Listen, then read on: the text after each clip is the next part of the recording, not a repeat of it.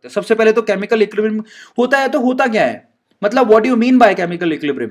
तो देखो ऐसा है, केमिकल इक्विलिब्रियम का मतलब ये है, वैसे मैंने आपको बताया है कि जब आप रिएक्टेंट से प्रोडक्ट बना रहे हो और रिवर्सिबल रिएक्शन में प्रोडक्ट से रिएक्टेंट भी बन रहा है, एक सिचुएशन ऐसी पैदा हो जाएगी कि यहां पर रिएक्टेंट से प्रोडक्ट बनाने की स्पीड प्रोडक्ट से रिएक्टेंट बनाने की स्पीड के बराबर हो जाएगा, मतलब rate of forward is equals to rate of backward. ठीक है, तो उस सिचुएशन को केमिकल इक्विलिब्रियम बोलते हैं। अगर आप इसको ढंग से समझना चाहते हो तो आप एक काम करिए, एक बकेट लीजिए, आप घर पे एक बकेट लीजिए। ठीक है, आप सुबह सुबह संडास में तो बैठते होंगे, तो संडास में बैठते होंगे तो आप ऐसा एक भैया इंडियन संडास जो है ना, बेसिकली उसको अमेरिकन मतलब बाहर के लोग भी बहुत ही सही मानते हैं सिचुएशन में, बैठने की सिचुएशन। तो पुराने जमाने में हम लोग संडास में बैठते थे डब्बा लेके, अभी नए जमाने में तो डब्बा लेके नहीं बैठते, फ्लश शेयर दबाते हैं, अंग्रेज बन गए हैं सारे के सारे, है ना। पुराने जमाने में डब्बा लेके संडास में बैठते थे, तो जब बैठते थे तो ऊपर से नल होता था जिससे पानी गिरता था, उसी पानी को इस्तेमाल करते थे। सही है, कईयों ने तो ड्यूल कर रखा था, यहां से नल है और इस संडास के डब्बे पे भी नल लगा हुआ है। अब मान लो ऐसी सिचुएशन पैदा हो गई, मान लो जरा तो चेक करो कि ऐसी सिचुएशन पैदा हो गई कि यहां से जिस स्पीड से पानी आ रहा है, ध्यान से समझना, यहां से स्पीड से पानी आ रहा है और यहां से नल बंद है। अगर नल बंद है तो आपको पता है डब्बा भरने लगेगा, समझ में आ गया। और अगर नल खुला है और बहुत फुल स्पीड से खुला है तो ये खाली होने लगेगा।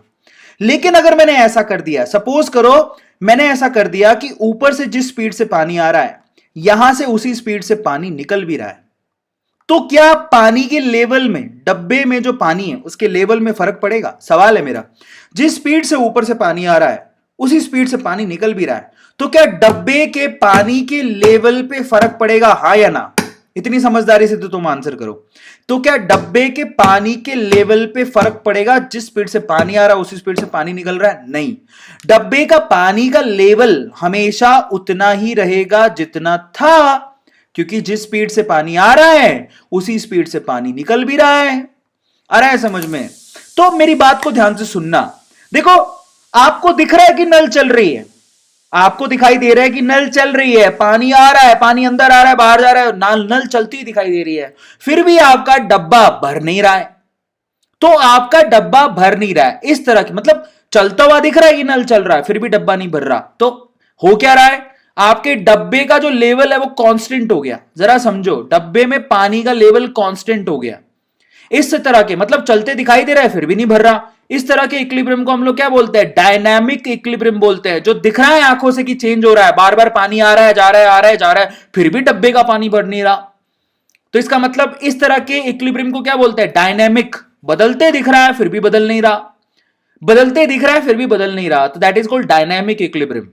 आ रहा है समझ में? सो इन दैट केस क्या होता है केमिस्ट्री के अंदर, मैंने आपसे कहा कि rate of forward rate of backward के बराबर हो जाती है। जरा आप ध्यान से समझना, ये देखो रेट ऑफ फॉरवर्ड का ग्राफ ये, रेट ऑफ बैकवर्ड का ग्राफ ये। अब ये कैसे आया मैं आपको थोड़ी देर में समझाता हूं, लेकिन एक पॉइंट ऐसा आता है जब rate of forward rate of backward के बराबर हो जाती है। जरा आप चेक करो, rate of forward rate of backward के बराबर हो जाती है, इसी सिचुएशन को हम लोग क्या बोलते हैं? इक्विलिब्रियम बोलते हैं। इसी टाइम को इक्विलिब्रियम टाइम कहा जाता है।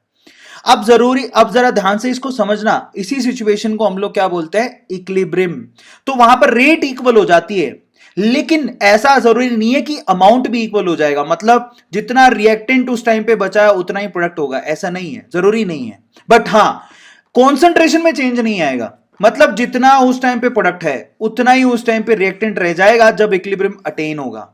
तो देखो, प्रोडक्ट जितना है उतना ही रहेगा, रिएक्टेंट जितना है उतना ही रहेगा। तो यहां पर सीखने लायक बात क्या है? यहां सीखने लायक बात यह है, जरा आप ध्यान से समझना, इक्विलिब्रियम पर आपकी rate of forward rate of backward के बराबर हो जाती है, लेकिन जरूरी नहीं है कि concentration of reactant is equal to the concentration of product. जरूरी नहीं है, यह हो भी सकता है और नहीं भी हो सकता, यह आप लोग याद रखिएगा। समझ में आता है? कॉन्सेंट्रेशन इक्वल भी हो सकती है उस टाइम पे और नॉन इक्वल भी हो सकती है। अब आप में से कई सवाल पूछेंगे कि सर जिस स्पीड से रिएक्टेंट से प्रोडक्ट बन रहा है उसी स्पीड से प्रोडक्ट से रिएक्टेंट बन रहा है, लेकिन ये कुछ टाइम के बाद शुरू हुआ है बच्चों, उस टाइम पे इनकी कॉन्सेंट्रेशन सेम भी हो सकती है और नहीं भी हो सकती। मतलब ग्राफ कॉन्सेंट्रेशन का बनाए तो वो ऐसा भी आ सकता है, समझ में आ गया? और ऐसा भी आ सकता है, जरा आप चेक करो, कॉन्सेंट्रेशन ऐसा भी आ सकता है, कांस्टेंट होनी चाहिए, इक्वल होना जरूरी नहीं है। और कॉन्सेंट्रेशन का ग्राफ ऐसा भी आ सकता है। तो ये तीनों ग्राफ कॉन्सेंट्रेशन वर्सेस टाइम के ग्राफ बनाए हैं मैंने। कॉन्सेंट्रेशन इक्वल भी हो सकती है इक्विलिब्रियम पे, नॉन इक्वल भी हो सकती है। ये सवाल बहुत बार पूछा गया है। Are you getting my point? जैसे कि अपन एक केमिकल रिएक्शन ले लेते हैं, मेरी बात को ध्यान से समझना। मान लो नाइट्रोजन ने हाइड्रोजन के साथ रिएक्ट करके अमोनिया बनाया, ठीक है। फॉरवर्ड रिएक्शन कैसी है? नाइट्रोजन हाइड्रोजन के साथ रिएक्ट करके अमोनिया बना रहा है। रिवर्सिबल रिएक्शन कैसे हो सकती है कि अमोनिया वापस से टूट के नाइट्रोजन और हाइड्रोजन बना दे।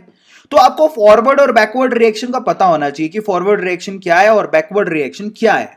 समझ में आता है? अब ग्राफिकल रिप्रेजेंटेशन को समझ लो भैया। अगर आप इक्विलिब्रियम पे अगर बात कर रहे हो इक्विलिब्रियम की, तो आप जरा समझो कि उनके ग्राफिकल रिप्रेजेंटेशन कैसे होंगे। उनके ग्राफिकल रिप्रेजेंटेशन ऐसे होंगे, जरा आप चेक करो। फॉरवर्ड रिएक्शन में आपके लिए क्या रिएक्शन है कि नाइट्रोजन हाइड्रोजन के साथ रिएक्ट करके क्या बनाए? अमोनिया। क्या शुरू में T=0 टाइम पे अमोनिया था? क्या अमोनिया का कॉन्सेंट्रेशन कितना था? 0। आ गया समझ में? तो अभी अमोनिया बना ही नहीं है। इसका मतलब जब अमोनिया की वैल्यू 0 है तो शुरू में रिवर्स रिएक्शन चालू नहीं होगी। आ रहा है समझ में? क्योंकि यहां पर जो रेट होता है किसी भी रिएक्शन का, ये हम पढ़ के आ चुके हैं, वो सीधे सीधे कॉन्सेंट्रेशन पे डिपेंड करता है। अब फॉरवर्ड रिएक्शन चालू हो जाएगी क्योंकि शुरू में आपने नाइट्रोजन डाल रखा है और हाइड्रोजन भी डाल रखा है, लेकिन अमोनिया तो नहीं है। तो नाइट्रोजन और हाइड्रोजन डाल रखा है तो रेट ऑफ फॉरवर्ड रिएक्शन यहां से शुरू होगी। ये रेट ऑफ फॉरवर्ड रिएक्शन है क्योंकि वहां उस टाइम पे नाइट्रोजन भी प्रेजेंट है और हाइड्रोजन भी प्रेजेंट है। लेकिन क्या अमोनिया प्रेजेंट है शुरू में? नहीं, क्यों? अमोनिया तो बना ही नहीं है अभी तक। तो आपकी रेट ऑफ रिवर्स रिएक्शन 0 से शुरू होती है इसी वजह से, क्योंकि अमोनिया ही नहीं बना। क्योंकि जब अमोनिया है ही नहीं तो रेट ऑफ रिवर्स रिएक्शन भी 0 होगी। तो यहां पर सीन क्या है? फॉरवर्ड रिएक्शन आपकी ऊपर से शुरू होती है और बैकवर्ड रिएक्शन आपकी नीचे से शुरू होती है। लेकिन एक वक्त ऐसा आता है जब ये दोनों रिएक्शन इक्वल हो जाती हैं। इसी वक्त को हम लोग इक्विलिब्रियम कहते हैं। इसी वक्त को इक्विलिब्रियम कहा जाता है। यही इक्विलिब्रियम स्टेट होती है।